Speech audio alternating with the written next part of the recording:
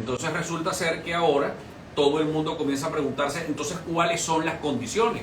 ¿Cuáles son las condiciones para ir a la primaria? Pero resulta ser que nuestra votación original, nuestra votación básica del lápiz es una votación que yo tengo que cuidar porque son los más vulnerables, son los que están en los sectores más populares, y ya sabemos la naturaleza de este gobierno. Entonces, evidentemente, ahora es que está saliendo, o ayer es que el señor Casal dijo que iban a ir con el Consejo Nacional Electoral. Eso es un tema bastante delicado, Chuo, para la gente que nos está escuchando, que son además la gente más vulnerable. Es decir, abrir una nueva lista Tascón en Venezuela sería un gravísimo error, un suicidio, un nuevo suicidio para la oposición venezolana. Es decir, que el tema de la primaria nació mal porque no nació de una consulta nacional, nació mal porque fueron nombrados nada más por los 4 partidos que hoy están de últimos en las encuestas de las propias primarias que ellos convocaron. Es decir, ahí no hay un representante en esa comisión electoral de la propia María Corina Machado. Es decir, ella se tiene que enterar después de lo que ellos decidan y participen. Es decir, que es prácticamente pedirle lo mismo que se le pide al gobierno con relación al Consejo Nacional Electoral. Pero ahora el tema y me dice, no, pero es que es incoherente, pero usted no apoya al CNE, usted fue a unas elecciones con el CNE. Sí, pero ya va, un momentico. Una cosa es que vayamos a una elección general con el Consejo Nacional Electoral, cuidado y oído al tambor con lo que quiero decir. Una cosa es ir a una elección general donde concurren todos los venezolanos, ahí no hay problema en que usted marque la huella. ¿Por qué? Porque el gobierno sabrá simplemente que votó, no por quién votó. Pero ahí votan los chavistas y votan los no chavistas. ¿Por qué? Porque son la elección general. El problema está en cuando tú eres nada más el que concurre como opositor. ¿Quién va a unas primarias? El que es opositor. ¿Cómo le digo yo a la gente que depende de la bolsa, que ya cada vez es peor, porque no llega y llega en muy mal estado, el gas, los trámites burocráticos, todo lo que depende, el calvario que tiene que pasar un venezolano para obtener un pasaporte, para obtener una cédula, que bueno, que vengas a decirle ahora que le vas a poner la huella para que el gobierno lo tenga en línea? Pero lo más irresponsable es, o es irresponsable, o bueno, se metió a gafo, que es que le vayas a decir que el captahuellas, con poner tu huella, no lo va a saber el gobierno en línea, que tú estás participando en el proceso de primarias de la oposición. Es decir, es un tema bastante delicado y que tiene que quedarse con unas condiciones muy serias. Por eso nosotros desde el principio no creemos, porque no creemos en los actores que están allí. Ese es el problema. Yo no creo en esa oposición vieja, esa oposición que devaluó, que nos despreció a todos, en esa oposición que nos defraudó. Esa vieja oposición hay que derrotarla, además, para poderle ganar al chavismo. Por eso es tan importante que estos movimientos independientes y populares, bueno, hablemos con la verdad y con la sinceridad. Hay mucha gente que me dice, no, pero no digas eso, no hables de política militar, no todavía, no, conmigo no hay, la gente sepa a qué atenerse, y es lo más importante. ¿Qué es lo que creo yo? Que bueno, que deberíamos generar un nuevo pacto político en Venezuela. Esta mañana lo conversaba con el doctor Gustavo Velázquez, a quien aprovecho de felicitar por su nuevo libro, porque estupendo. Todos los venezolanos, Chugo, que están, que escriben historia, que escriben, reflexionan sobre nuestro proceso político, pues hay que felicitarlos. ¿Por qué? Porque este país lamentablemente fue secuestrado por la superficialidad, y eso es lo que ha tenido la oposición venezolana en estos últimos tiempos: la falta de argumentos, la falta de seriedad, la falta de responsabilidad, y ahí es donde nosotros tenemos que actuar para renovar el sistema político y producir un cambio, porque yo creo que Maduro se vaya. Que quiero que se vaya ya, sí, me encantaría, pero el plazo constitucional dice que es en el 2024. Entonces lo primero que tenemos que hacer es respetar las instituciones para que haya república y para que nosotros podamos solventar los problemas de la gente. Para quienes se incorporan recién a la transmisión, estamos conversando con Antonio Ecarri, candidato presidencial del movimiento Alianza del Lápiz y de muchos otros movimientos emergentes regionales y locales que están apoyando su fórmula, apoyando su candidatura. Me parece interesantísima tu respuesta. Yo me afincaría o asumiría como base de la respuesta esencialmente que si la primaria está convocada por un sector político y ese sector político no te expresa, entonces ¿qué vas a hacer retratado en esa foto? Me parece eso lógico de suyo. Ahora bien... Porque es que además tienes una falla de origen, Chu, en ese tema. ¿Por qué? Porque es que si los que te convocan no te convocan, y tú al final... Si los que convocan, no convocan, porque no están convocando, están excluyendo. Y lo que vas como invitado, como un mirón de palo, ¿qué haces tú ahí? Y además de eso, no te quieres retratar con ellos. O sea, yo le preguntaría al señor Rauseo o a cualquiera de los candidatos, ¿usted se va a retratar con el otro? Si usted gana las elecciones. Quisiera pasar a una segunda parte, ya no técnica ni procedimental, que tú mismo has introducido en la conversación. A propósito del libro de Gustavo. Nuestro común amigo plantea una tesis interesante. Él dice que el quiebre del proceso político 1958-1998 se da no tanto por la razón que todo el mundo ha asumido hasta ahora, que es que supuestamente la clase política venezolana y las cúpulas dirigentes sindical y empresarial no supieron administrar, no supieron procesar, no supieron digerir los efectos políticos y sociales del crack económico. Gustavo Velázquez dice, ya va, hay un problema anterior a eso. Los partidos dejaron de ser partidos. Las ideas políticas se distanciaron de los dirigentes políticos y al perder programa, al perder sus banderas, al perder sus consignas, se transformaron en entes inútiles para la sociedad. ¿Qué consideras tú deben ser los elementos fundamentales de un nuevo proyecto político que reanime la democracia venezolana de cara a este siglo XXI que ya está terminando sus primeros 25 años? O sea, si ya llevamos un cuarto de siglo. Ya llevamos un cuarto de siglo en esto. Mientras aquí algunos están discutiendo cosas tan insólitas y tan antiguas como la nacionalización del petróleo o el socialismo, el universo va por el mundo de la inteligencia artificial, claro, y acaba de llegar la primera transmisión en directo desde Marte. Entonces, ¿cuáles crees tú que deben ser? Que están transmitiendo desde Marte hace rato. ¿Cuáles crees tú que deben ser los criterios fundamentales de ese nuevo proyecto político para Venezuela? Bueno, lo primero, la primera meta que nosotros debemos tener para lograr un verdadero proyecto político es conocer al venezolano que tienes enfrente. Ese es lo primero, porque tú no vas a intentar colaborar, tú no vas a intentar ayudar, tú no vas a trabajar, tú no te ofreces para servir a alguien que todavía no conoces. Y esa ha sido la gran tragedia de los partidos políticos venezolanos de los últimos años. Es decir, que se han quedado o en las mesas de los restaurantes de Caracas, o en las reflexiones del Este, o en el Twitter, pero no conocen al nuevo venezolano. Y eso precisamente lo conversaba con el doctor Velázquez esta mañana. Y le decía, el gran reto que tenemos nosotros, y que fue la clave del éxito, la clave de la película del siglo XX y de los partidos políticos exitosos y de Rómulo Betancourt y de aquella clase política del siglo XX, fue que intentaron conocer al venezolano de su tiempo. Entonces yo creo que la clave está ¿dónde? La clave es en conocer a ese venezolano. Y nosotros lo estamos conociendo a través de los ojos de los maestros. Porque yo creo que la mejor manera de conocer al venezolano que tenemos hoy es a través del maestro. Y al maestro, y tú lo ves que es un maestro defraudado del chavismo, un maestro engañado por el chavismo, un maestro olvidado por la sociedad venezolana, es el profesional peor pagado de Venezuela. Y a través de los ojos de los maestros comienzas a ver unas realidades peligrosísimas, Chugo. O sea, hay unas realidades que a mí me angustian y me llenan de desesperación. Porque es cuando, y eso incluso el propio Maduro se asombró cuando yo llegué a Miraflores. Lo primero que le dije, yo quiero es que los niños coman. ¿Cómo? Bueno, pero eso nunca, pero bueno, es que esto es una gente, yo quiero que los niños coman. Ese es el primer punto de este país. Porque fíjate, hoy hay una cifra, Chugo, que nos trajo el fiscal general de la República. Yo quiero aprovechar este programa para enviarle un mensaje al fiscal general, al presidente de la República y a la ministra de Educación, si es que existe. Acaban de revelar que cada hora en Venezuela Cada hora en Venezuela hay un abuso sexual a un menor. Ojo, esa cifra no es mía. Esa cifra es del fiscal Tarek William Saab. Es un tema delicadísimo.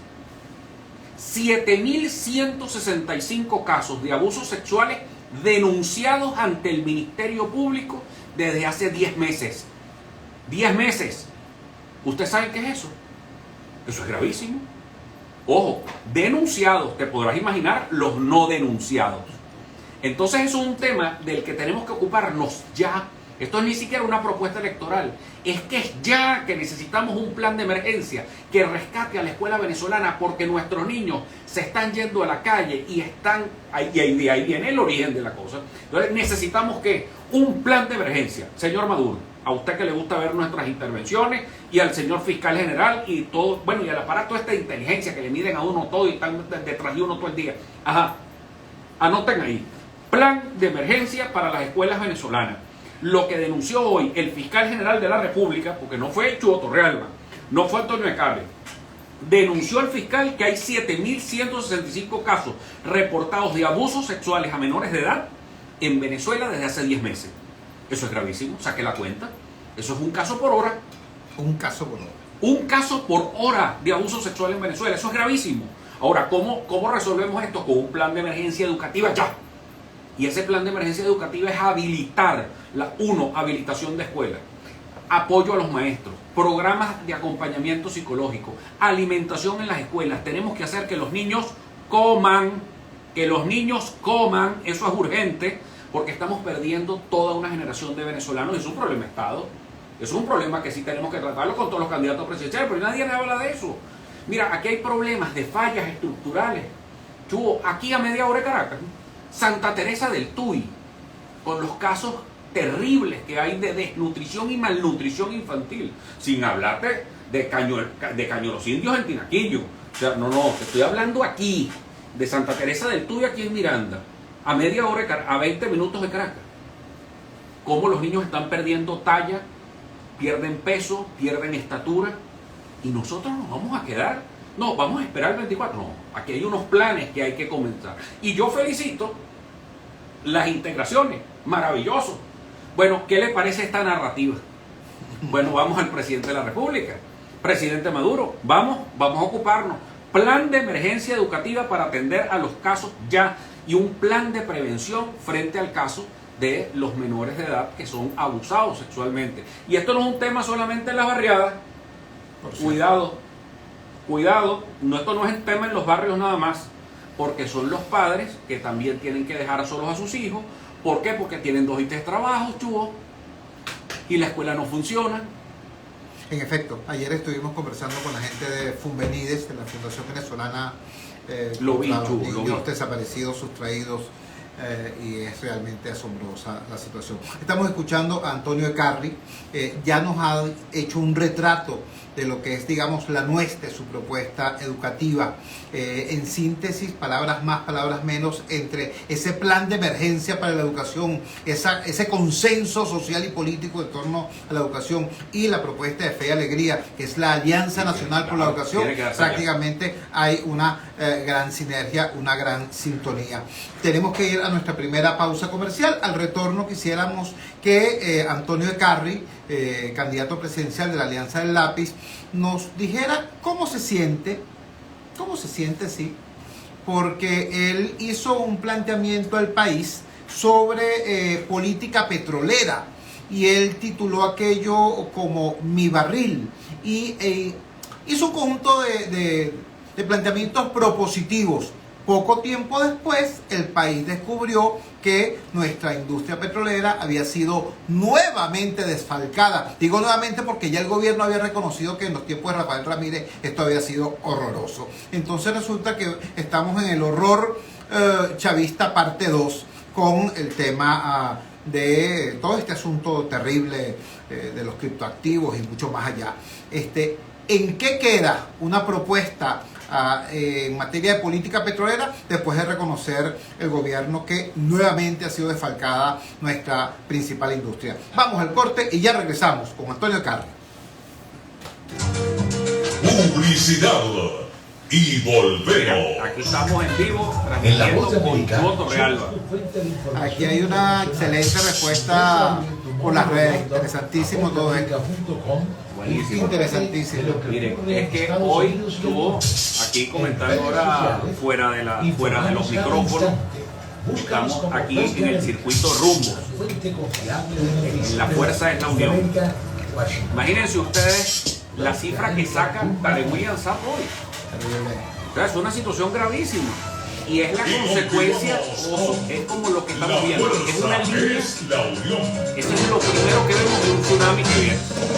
Que es la falla. Regresamos a la Fuerza es la Unión y lo hacemos con Antonio Ecarri en la continuidad de nuestro ciclo de encuentro con los precandidatos y candidatos presidenciales. En el primer segmento del programa, Antonio Ecarri nos retrató su propuesta en materia educativa. Debo recordarle al país que cuando se creó en Venezuela el programa alimentario escolar, el barril de petróleo estaba a $9. A $9 el barril. Y se creó el programa alimentario escolar y le roncaba el motor a ese programa.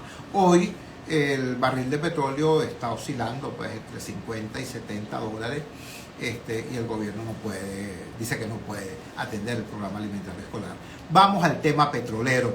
El señor Ecarri hizo una propuesta en materia de política petrolera y poco después el gobierno reconoció que nuevamente PDVSA había sido defalcada. ¿Cómo se reajusta una propuesta que tenga que ver con recuperar nuestra principal industria? Porque, cierto, en el futuro tendremos que hacer 1000 cosas para diversificar nuestra economía, pero hoy el nombre de la locomotora que puede sacarnos de este estado de postración es petróleo.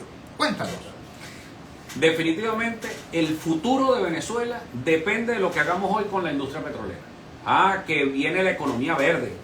Sí, que van a venir nuevos recursos. Sí, que están saliendo los carros eléctricos. Sí, todo eso es verdad. Pero nuestra principal industria, en lo que nos puede apalancar una respuesta rápida de desarrollo y que la gente pueda volver a tener dinero en sus bolsillos, es que recuperemos pozos de petróleo. Es decir, que aumentemos la producción de petróleo. ¿Eso lo puede hacer solo PDVSA? No. ¿Tenemos que privatizar? No. ¿Cómo vamos a privatizar? Para privatizar PDVSA hay que reformar la Constitución y no hay tiempo para eso. ¿Cómo hago que los niños coman? O sea, para hacer que los niños coman, yo necesito prender la industria petrolera. Para que haya un programa de alimentación escolar, yo necesito dos cosas. Una, que ya la estamos trabajando, que es la reincorporación de Venezuela a todos estos organismos internacionales que nos deben haber prestado ayuda para este tema. Entre ellos, la Organización de Estados Iberoamericanos. Ya eso viene en camino. Y es posible que en el mes de julio podamos abrir la primera oficina en Caracas. Ahora, lo segundo, bueno, pero es que tenemos que hacer, eso no es solamente programas asistenciales, tiene que venir definitivamente, en la repotenciación de nuestra industria. Ahora, eso hay que hacerlo con el capital privado. Ahora, pero el capital privado no hay nada más cobarde que $1 millón. Ahora, ¿cómo hacemos nosotros eso? Uno, hay que reformar la ley orgánica de hidrocarburos ya. Segundo, tú tienes que darles contratos de estabilidad jurídica a todas esas personas que quieran venirse a Venezuela a invertir su dinero a repotenciar pozos de petróleo. Y tercero, que tienes toda una zona de pozos petroleros que pueden ser perfectamente reactivados, pero a corto plazo. Pero además, reactivados a corto plazo. O sea, eso es una cosa que podemos hacerlo ya. Y ahora, evidentemente, ¿qué necesitamos para atraer la inversión petrolera? Estabilidad, con venganza, con retaliación, raspando al alto mando militar, metiéndose en todas esas payasadas. Entonces resulta que no vamos a activar la industria petrolera porque no va a haber un gobierno confiable donde la gente quiera venir a invertir su dinero. Yo no estoy alcahueteando a nadie. Yo lo que estoy es dando estabilidad a un país para que no me tumben el gobierno y más bien al contrario, es que haya confianza. Yo no tengo alma ni de Carmonestanga, ni de Guaidó, ni de todos estos fracasos que han habido. Hay que hablar con realidad. Y esa realidad, para que puedan venir esa inversión petrolera y nosotros podamos reactivar la industria petrolera, pues necesitamos de inversión privada. Pero para que venga inversión privada necesitamos reforma. Otra reforma que es demasiado importante, Chugo, tenemos que ponerle un candado al Banco Central. Hay que parar ya la imprenta del Banco Central. ¿Por qué? Porque ese es el mecanismo de inflación que han tenido los gobiernos de este y todos los demás, de manera ya sanguinaria. Con de manera mucho más peligrosa, Por porque supuesto, los gobiernos anteriores por lo menos imprimían moneda. Esto lo que hacen es generarla digitalmente. No. Bueno, exacto. Esto es una cosa que ya es indescriptible. Hay que ir hacia un proceso de dolarización. Entonces creo que el proceso de dolarización tiene que ser fundamental y rápido. ¿Para qué? Para que generemos también la capacidad. Si nosotros tenemos dolarizado un país petrolero, la cantidad de ingresos que van a venir a Venezuela y la cantidad de inversiones que se pueden generar en Venezuela son extraordinarias, porque le vas a dar seguridad jurídica.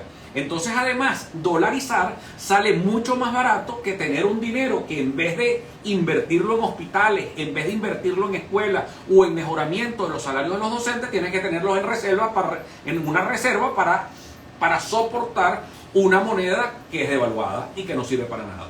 Entonces, ¿qué tenemos que hacer nosotros? Bueno, que eso hay que reformar la Constitución. No, eso es mentira. No hay que reformar la Constitución para eso. Entonces, ¿qué debemos hacer? Vamos a ponerlo a un lado, vamos a poner simplemente el bolívar ahí como una moneda referencial, a que el mundo está tras la desdolarización. Sí, cómo no. Y nosotros podemos formar parte de convenios con América del Sur, podemos formar parte de los BRICS, podemos hacer cosas miles, chubo, pero todas las que sean. Y es más, yo creo que el dólar no debería ser la única moneda de circulación.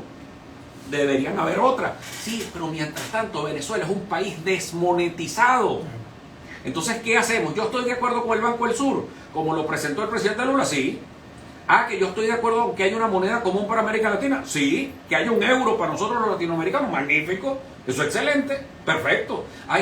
Mientras eso llega, ¿por qué no saneamos nuestra economía de una vez dolarizando? Entonces, esa es una vía que tenemos además para preservar que los maestros, que los médicos, que los pensionados que me están escuchando en este momento, no se les devalúe su dinero, ni no se les devalúe su quincena ni sus bonos.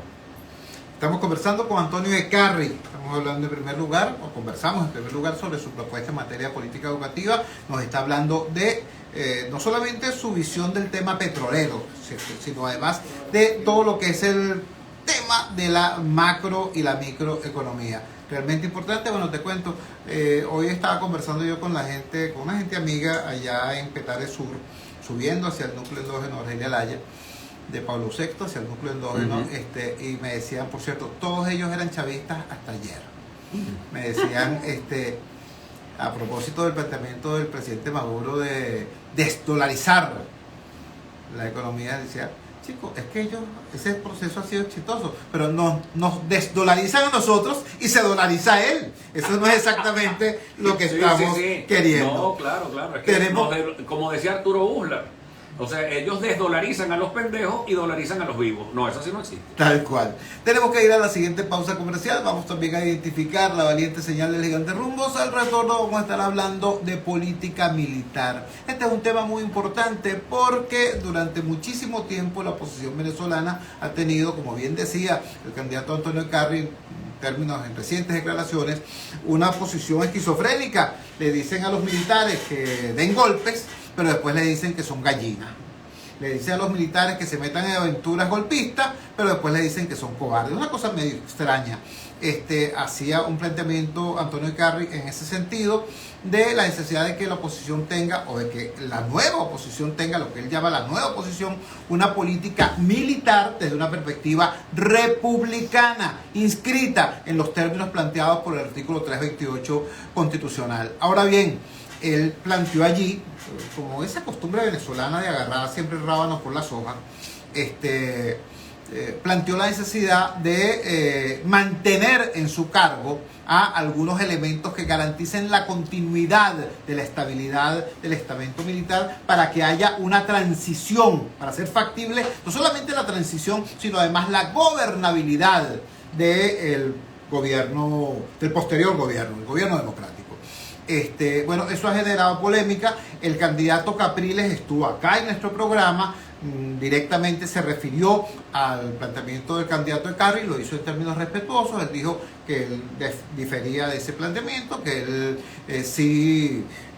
que él no ratificaría ni a Padrino ni a ningún integrante del alto mando militar. Repito, yo creo que eso es la espuma, no el agua jabonosa. Yo creo que eso es agarrar el rábano por las hojas. No me refiero a la declaración de Capriles, sino a concentrarse en ese aspecto del tema. Pero yo quisiera que nos explicara en detalle, Antonio de Carri, cuando regresemos de la pausa, cuál es la raíz, la nuez de ese planteamiento. Recuerdo que tú hiciste incluso comparaciones históricas, no solamente con el Chile post-Pinochet, sino con la Venezuela post-Pérez Jiménez. Vamos entonces a la siguiente pausa comercial y ya regresamos con muchísimo más de la Fuerza de la Unión, hoy con Antonio de Carri en nuestro proceso de encuentros con los candidatos y precandidatos presidenciales. ¿Qué les pareció esa pregunta de Chile? Es una maravilla pregunta. Ya nos vamos a meter con el tema militar. Sin titubeo, no viene guabineo con el tema militar, porque hay que ser muy serios en este tema. Miren, ahorita que mientras la gente va a comercial, simplemente les adelanto por aquí a mis amigos que están conectados, a decirles que para que podamos atraer inversiones, para que venga la inversión petrolera a Venezuela, yo necesito estabilizar al país. O sea, para que venga inversión extranjera, tiene que haber un gobierno confiable en Venezuela. Para que haya inversión extranjera y yo le pueda dar comida a los niños, para que nosotros podamos reparar las escuelas, para que la gente pueda tener salud y para que pueda tener seguridad social, tengo que apalancarme en el petróleo. Si no me apalanco en el petróleo, entonces ¿en qué me voy a apalancar? Esto es un país endeudado, quebrado, con el Estado desmantelado, con una cantidad de temas. Entonces, pero necesito la estabilidad de las Fuerzas Armadas. Ahorita les voy a explicar por qué dije lo que dije, que es el tema de la ratificación del ministro de la Defensa y el alto mando, no de nombre, sino ratificar al ministro de la Defensa y al alto mando. ¿Por qué? ¿Por qué esa y por qué lo hago? ¿Cuál es el motivo? Hay razones históricas y se las voy a explicar. Porque el que se mete a brujo tiene que conocer la hierba. Esa es mi respuesta a los candidatos que andan por ahí con la demagogia. Es la demagogia ya, esto es un país que necesita mucha seriedad y mucha responsabilidad. Entonces hay que conocer la historia de Venezuela. Eso es muy importante. Entonces hay hechos en nuestra historia, tanto negativos como positivos, que nos indican, y además en la historia de la humanidad, que nos van orientando a ver qué vamos a hacer con las Fuerzas Armadas venezolanas. Que a mí me gusta Padrino, el alto mando, no me gusta, pero eso es lo que hay. Entonces hay que tener mucho cuidado, porque son la gente que va a coordinar el plan república, son la gente que van a estar ahí el día de la toma de posesión. Entonces no vamos a volver a hacer lo mismo otra vez. Digamos ahorita que ya venimos con fotos reales conversando con todos estos temas que tienen que ver con el tema militar. Tema delicado y muy grave. Fíjense, quisiera ver, voy a también escuchar, a leer sus preguntas, porque vamos a hablar ahorita sobre un tema. Saludos para desde Falcón, qué sabroso, pronto estaremos por allá en el estado Falcón. Si nos regamos como candidatos perdemos, no te preocupes que llegar Se le agradece pero vamos al a ver señor quiénes son los Fernando candidatos. Sosa Leal. No sé quién. Ponernos en contacto con el El departamento G4 se pone de acuerdo, es un horror. Radio Rumbo. Imagínense A ustedes, la nosotros brevedad nada más posible. dependiendo de esa vieja. Son las 8:30. Es lo mismo. Un plan de gobierno a corto y largo plazo, porque de momento no existe plan de país a futuro. La nueva Venezuela, ahí viene la nueva Venezuela. Donde tenemos ya política militar, política petrolera, política económica, política monetaria, política educativa, el hecho central. Desde Pampanito en el estado Trujillo, Hugo Mujica, un abrazo, vale, excelente. A toda la gente que se está uniendo. Francisco, allá estaremos muy pronto. Hablan los maestros allá en Tinequillo. Yo de izquierda, no, niño. El Eso de izquierda y comunicador derecha es popular. izquierda. Eso era de cuando la revolución industrial anterior. Ahorita, ¿no? Lo que tenemos que tener son gobiernos responsables. Si nos sirve el cosa de izquierda, nos sirve el cosa de derecha.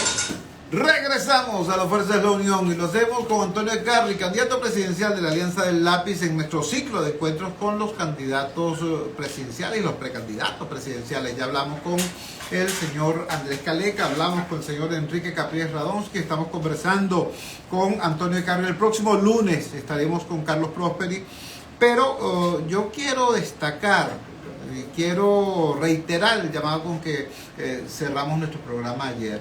Yo creo que somos víctimas los venezolanos de una operación de tenazas.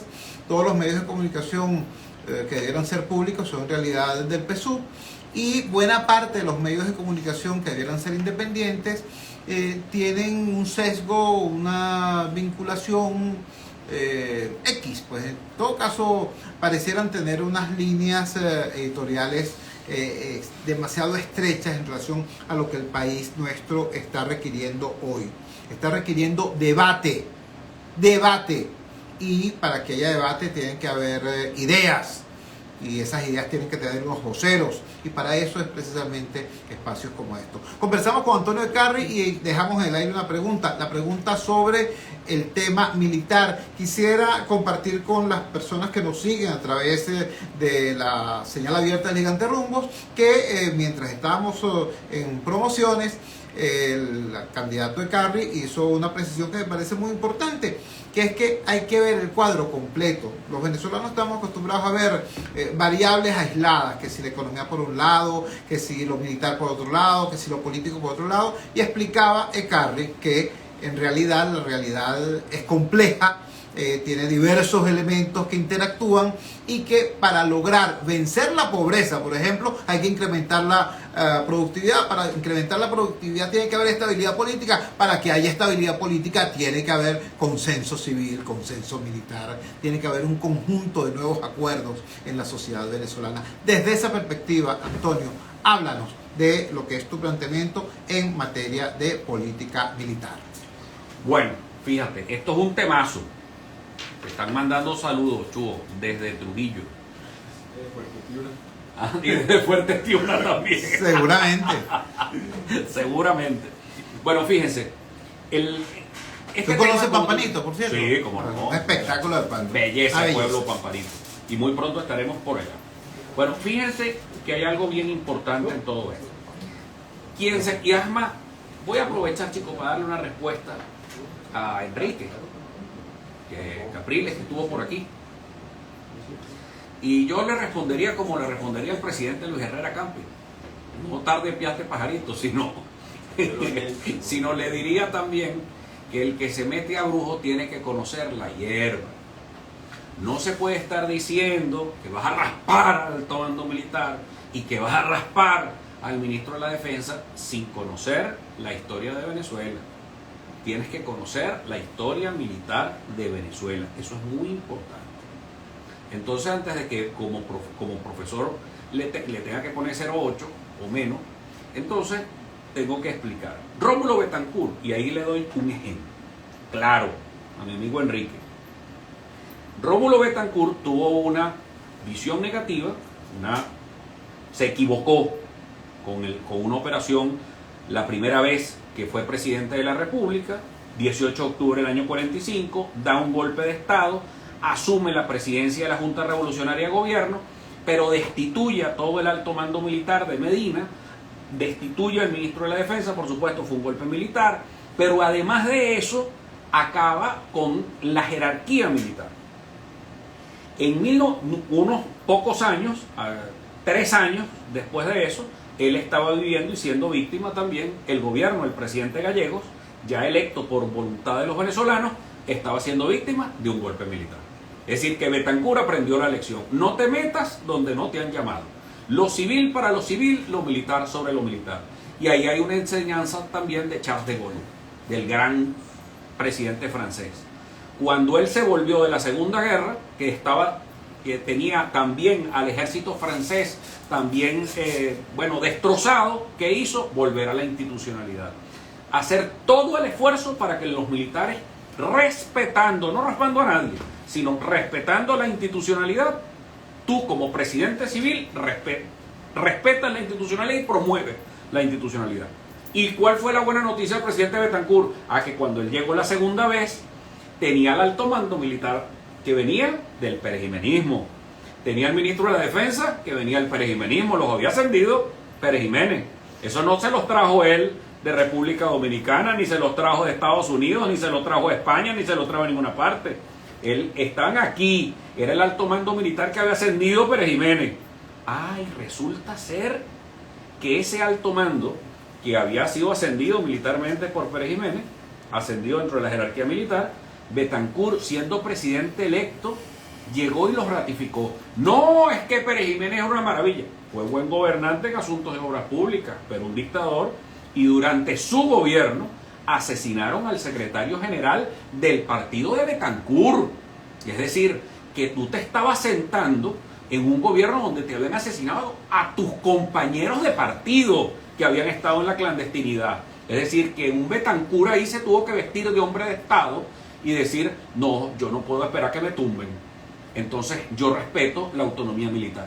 Entonces, ¿qué hizo? Ratificó el ministro de la Defensa y el alto mando. ¿Qué fue lo que hizo Betancur? Que yo lo repetiría exactamente igual. Como comandante en jefe me pongo a estudiar caso por caso el desastre militar venezolano. O sea, caso por caso, porque no hay duda que el general Padrino es un embudo para los ascensos militares en Venezuela. Eso no tengo ninguna duda de eso. Pero yo no puedo tomar decisiones de manera improvisada. ¿Yo puedo hacer propaganda en los cuarteles de Venezuela? No. ¿Yo puedo repartir volantes del lápiz y puedo pegar lápices en los postes de la Academia Militar? No.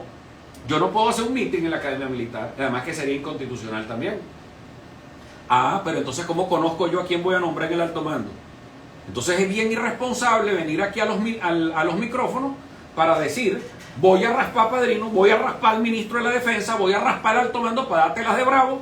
Pero no, papá, lo que te estás dando es irresponsable. ¿Por qué? Bueno, porque tú no puedes nombrar a quien no conoces. ¿A quién vas a nombrar ministro de la Defensa? ¿O es que ya tú te estudiaste al alto mando militar y estudiaste todo el problema que hay en la jerarquía militar venezolana? Es decir, tú no puedes aplicar una medicina si no sabes el diagnóstico. Antes de salir del tema militar, quisiera hacer una precisión o invitarte a hacer una precisión sobre un aspecto clave que no es exactamente la institución militar, sino la familia militar. Voy al punto. Tenemos hoy ciertamente un sector de la milicia que, ¿por qué no decirlo?, han prosperado.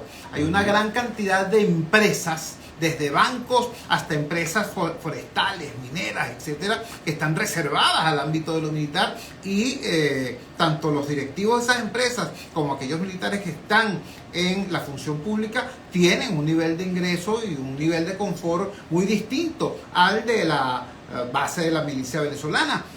Pero al resto de los militares de tropa profesional, incluyendo a una buena cantidad de suboficiales y oficiales profesionales, se les ha invitado a que desarrollen emprendimientos porque la institución no tiene cómo garantizarles un ingreso digno. Es decir, tenemos por un lado unos militares con un buen nivel de ingreso y un sector muy importante, mayoritario, en situación compleja. Y la seguridad social de la familia militar no está amparada por un sistema de seguridad social como el que el constituyente le ordenó a la Asamblea Nacional hace 23 años que definiera. ¿Qué mensaje darle, repito, ya no a la institución militar, sino a la familia militar? Fortalecer y además lo asumo, a la familia militar. Porque yo necesito una Fuerza Armada profesional, bien capacitada, que entienda de ciencia, que entienda de tecnología, bien educada, pero bien respaldada desde el punto de vista de seguridad social. O sea, no es posible que ni el PSUV ni la vieja oposición, que tuvieron mayoría en la Asamblea Nacional, dictaron nunca un proyecto de ley de previsión social para la Fuerza Armada, que es una disposición transitoria que está en la Constitución. Es decir, el PSUV con tanto que hablan de lo militar y resulta ser que se olvidaron de la familia militar. No llegaron sino hasta la misión negro primero. Lo que es una falta de respeto, que además es una falta de respeto a la familia militar. Y te voy a decir, yo soy de familia militar. Y los entiendo porque soy de familia militar. Porque mis abuelos y mis bisabuelos fueron militares. Y yo, como conozco a la familia militar, puedo decirte con gran orgullo que tenemos un reservorio moral y ético dentro de la Fuerza Armada venezolana perfectamente, que ojo, que están respetando la Constitución, que se están calando una situación social terrible. Hay gente incluso que está comiendo hasta en comedores populares la suboficialidad, la situación hasta de los uniformes, de la dotación de la propia Fuerza Armada. Eso es una vergüenza para quienes tienen que cuidar una de las reservas petroleras más importantes del mundo, para quienes tienen que cuidar las reservas de diamante y de oro más importantes del mundo, porque habrán unos que de manera ilícita pudieran estar cometiendo delitos. No se preocupen, que eso sí van a caer. El problema no es ese. El problema es la gran mayoría de la Fuerza Armada venezolana, que está pasando una situación terrible y que hay que dictar normas. ¿Hay que dictar normas? Claro. Yo voy a ser presidente, pero yo no voy a ser la Asamblea Nacional. Y no creo que la Asamblea de Jorge Rodríguez, que es la que me va a juramentar como presidente, si es que no adelantan también las elecciones parlamentarias, porque aquí tú sabes, todo es una especulación. El territorio de lo posible. Pues bien, ¿qué queremos hacer nosotros? Nosotros queremos dictar normas de inmediato, primero conocer el tamaño del desastre militar venezolano. Es decir, conocer el tamaño, la dimensión de lo que está pasando dentro de la Fuerza Armada venezolana. Si tú no lo conoces, pero bajo los esquemas de respeto de la familia militar, si yo, que no soy militar, llego raspando cabezas, raspando la propia jerarquía militar, pero ¿quién me va a respetar entonces a mí? Entonces, evidentemente, alguien, no timorato, no tibio, al contrario, créanme que viene alguien que sabe evaluar expedientes académicos. Estamos conversando con Antonio Ecarry, candidato presidencial de la Alianza del Lápiz, en nuestro ciclo de encuentros con los candidatos y precandidatos presidenciales. Vamos a nuestra última pausa comercial y al retorno estaremos conversando con Antonio. Yo quisiera pedirle muy sinceramente que nos hable del drama que significa un país que está harto, no de la política, ojo, no de la política. Mi trabajo fuera de los micrófonos es en la gente y con la gente, y me consta el nivel de interés y de pasión que hay por el tema de la política, porque ya la gente aprendió que aquello de que si tú no te metes con la política sí se va a meter contigo. Sí, claro. Y puede ser para mal. Claro. Así que la gente sigue entendiendo, el ciudadano de a pie sigue entendiendo que el tema político es muy importante, pero la gente lo que está harta es de una determinada clase política, por cierto, tanto gobernera como opositora. Ahora, ¿qué pasa con los actores emergentes? Porque hay una especie de... Perdonen que yo hable de teorías conspirativas, pero pareciera que hay una conspiración contra todo lo que sea relevo. Es decir, tú ves lo que ha ocurrido dentro de las organizaciones partidistas tradicionales con la generación emergente, la famosa generación 2007. ¿Dónde están? Presos, desterrados, quebrados, perseguidos, postergados. Bueno, ¿dónde están los cuadros de relevo de la clase política? Bueno, vemos a veces lo que ocurre con fuerzas emergentes, bueno, y es una callapa impresionante. A Antonio Ecarry a veces le dicen, mira, no, es que tú estás muy solo. Y después dicen, no, es que estás mal acompañado. Bueno, entonces, ¿qué? No, me han dicho, es que tú no sales de los barrios. Exacto. También. Bueno, hay gente que tiene un insulto, lo inventaron para mí, el insulto de barriólogo. Dicen barriólogo, es que como si fuera un barriólogo. insulto. Sí. Entonces, Colega, al retorno de la pausa, quisiera que nos dijera cuál es la diferencia entre ser de verdad un actor emergente y ser parte del naufragio antiguo. Vamos al corte, ya regresamos. Publicidad. Y volvemos. Lo sigo leyendo por aquí. Con la Voz A de ver. América, desde tu móvil o en tu laptop, Vamos a- escribe voy a vozdeamerica.com y entra a un mundo de información. Para Vozdeamerica.com. Somos tu fuente de información internacional. Vozdeamerica.com, un mundo de información y una fuente confiable de noticias. Mi querido Oscar, un abrazo solidario y cariñoso. Pronto conversamos. Me encantaría hablar contigo muy pronto. Oscar Pérez, estar por aquí conectado. Y continuamos con la fuerza. Un gran abrazo. Pronto te quiero aquí. Vamos a hacer todo lo posible para que venga. Regresamos a la Fuerza de la Unión, esta parte final de nuestro encuentro con Antonio Ecarri en el ciclo de los candidatos y precandidatos desde la Fuerza de la Unión. Antonio, te preguntaba, caramba, como tú dices, hay que hacer... hay que tener conocimiento de lo que ha pasado en los ciclos históricos venezolanos. Venezuela se caló 27 años de gomecismo porque la oposición anti-Gómez fue derrotada de manera sistemática y no presentaba ninguna propuesta a un país que aún bajo el gomecismo estaba evolucionando. Cuando surge un nuevo actor fue la generación del 28, que no tenía nada que ver con la vieja oposición anti-Gómez. Más adelante, cuando estamos hablando de lo que ocurrió ante la emergencia de Chávez, había frente a el establecimiento ADEI COPEI unos referentes que supuestamente eran alternativos. Estaba el MAS, estaba la Causa R, estaban otras organizaciones, pero cuando el país buscó una cara distinta de COPEI, no los buscó a ellos, tuvo que inventar otro actor. Y apareció Chávez para... cada quien puede sacar sus cuentas. Yo digo que para mal de la nación. Hoy el país está evidentemente harto del madurismo, pero también de las opciones convencionales antimaduristas. Claro. Entonces, Y del conflicto. ¿cómo hacer para que el venezolano encuentre en la política una alternativa nutritiva, útil, atractiva frente a este drama? Bueno, lo primero que debo decirte es que los vacíos se llenan. Pero los vacíos se llenan cuando están llenos de realidad, no de fantasía. Es decir, aquí hemos vivido de Narnia en Narnia. Y es porque nadie entiende lo que ocurre en ese gran lado de la sociedad venezolana, que son los sectores populares. Al principio del programa te decía que necesitábamos conocer al venezolano de nuestro tiempo. Eso es fundamental. Y los partidos políticos se divorciaron de esa realidad. Es decir, los partidos políticos en su inmensa mayoría están totalmente divorciados de la gente. Es decir, ni es que no saben quiénes son.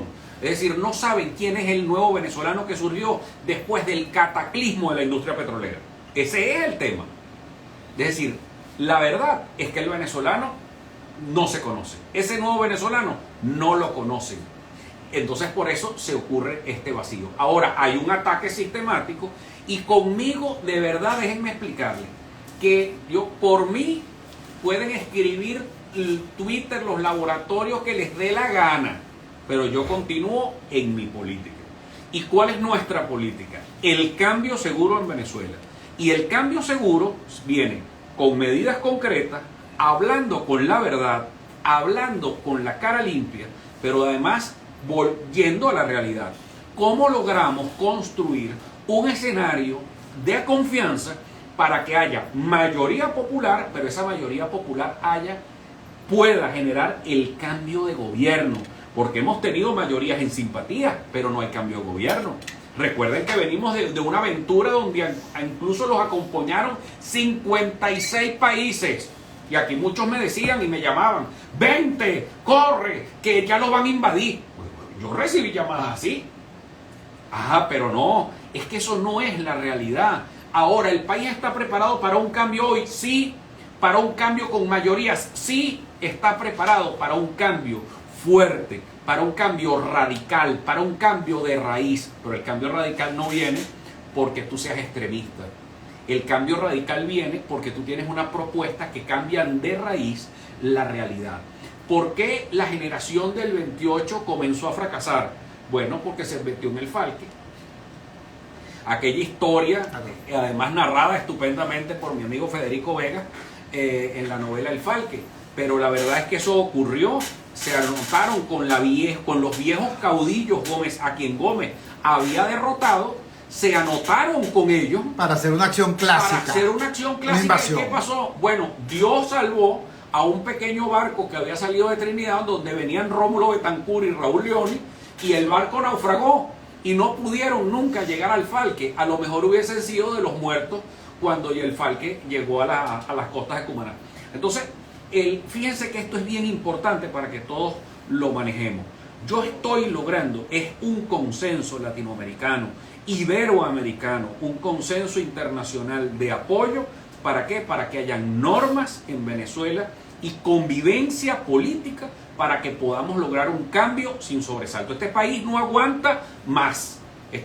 No aguanta violencia, no aguanta más fantasías ni engaños. Este país lo que le hace falta son condiciones claras. Yo lo que estoy diciendo es que le estamos exigiendo al presidente de la República, además de que los niños coman. Segundo, un cronograma electoral claro. Chuo, nadie va a venir a invertir a este país en materia petrolera si aquí ni siquiera hay un cronograma electoral. El Consejo Nacional Electoral tiene que dictar un cronograma de las elecciones presidenciales. Nosotros tenemos que saber cuándo son las fechas de las elecciones presidenciales ya. Y eso nosotros tenemos que exigírselo a Maduro. Es decir, hay que exigirle al PSV, que tiene la mayoría del CNE, que gracias a Dios además tenemos dos estupendos rectores ahí, que además para mi entender es el mejor CNE que tenemos en años. Que no es el perfecto, no lo es, pero es lo mejor que hemos tenido en los últimos años. Porque hay unas personas súper calificadas, además con rectores de un nivel político extraordinario como Enrique Márquez, que están allí dando una batalla extraordinaria para lograr condiciones electorales. ¿Se lograrán? Todo depende de si nos estamos articulando lo suficiente. Pero ¿qué es lo importante? La mayoría popular. Esa mayoría popular que acompañó a Chávez, que se decepcionó con Maduro, pero que no ha ido a votar. Nosotros le pegamos un mordisco a esa votación en Caracas. Ahora vamos por más. Ahora vamos por toda Venezuela. Lo hicimos también en Aragua, donde triunfamos, en San Sebastián de los Reyes, donde arrasamos las elecciones. En un sitio rural. ¿De la mano de quién? De Andrés Aular. Lo hicimos también en Palo Negro, de la mano de Gonzalo Chacho Díaz. ¿Y dónde lo hicimos? ¿Dónde lo hicimos? Bueno, lo hicimos en zonas que eran muy rojas, Chubo. ¿Por qué? Porque nos encanta lo popular, nos encantan los sectores populares. Esa alcaldía de Palo Negro está frente a la base militar más importante del país. Pero absolutamente. Por eso te estoy diciendo las condiciones en que también está la familia militar, porque la conozco de primera mano. Ahora, entonces, ¿qué es lo que yo quiero? Que hagamos de verdad, hagamos un cambio sin sobresaltos en Venezuela.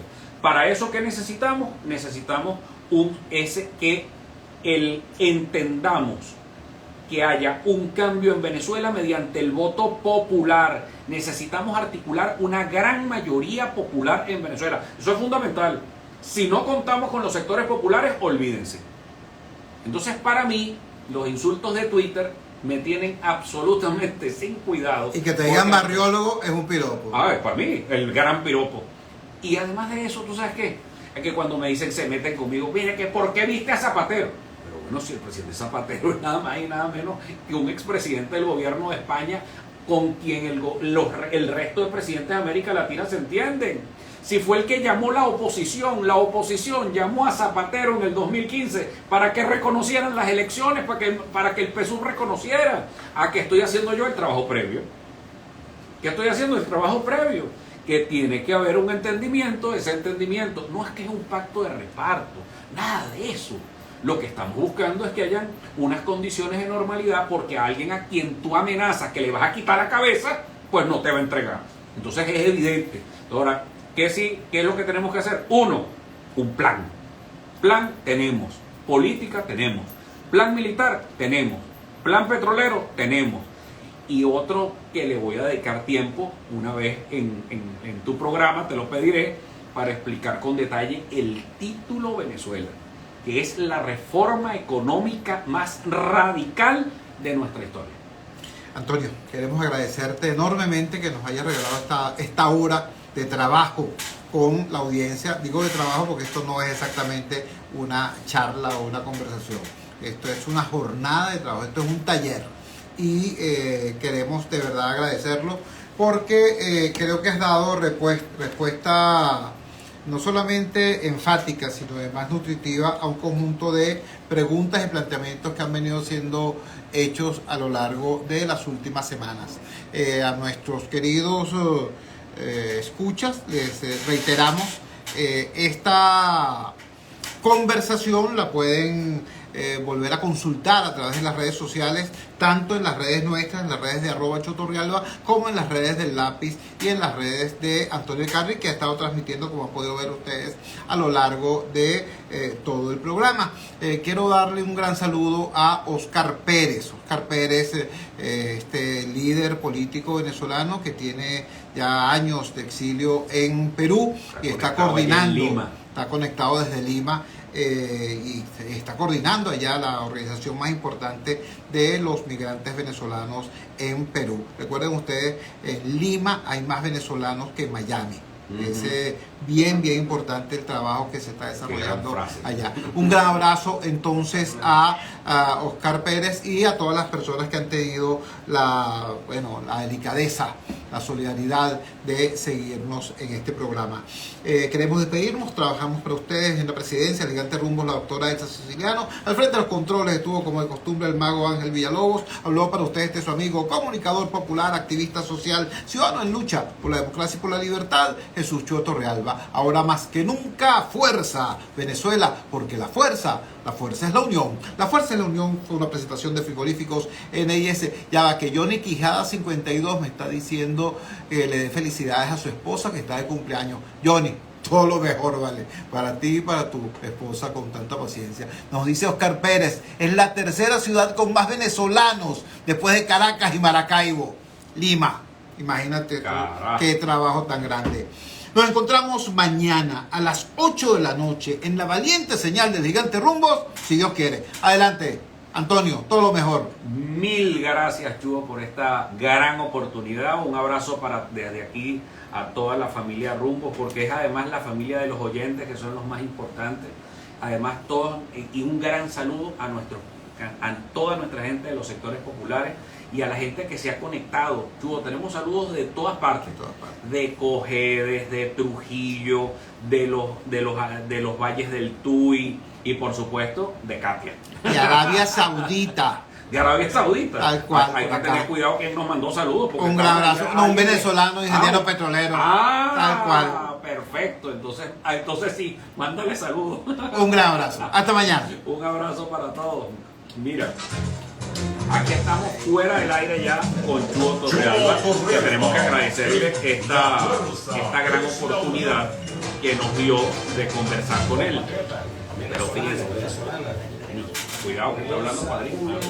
Bueno, fíjense, lo más importante, tenemos que estar con mucho cuidado con el tema, que se tome de esta cosa de manera superficial, el tema de la primaria. Mucho cuidado. Yo no quiero otra lista atascón. Cuidado.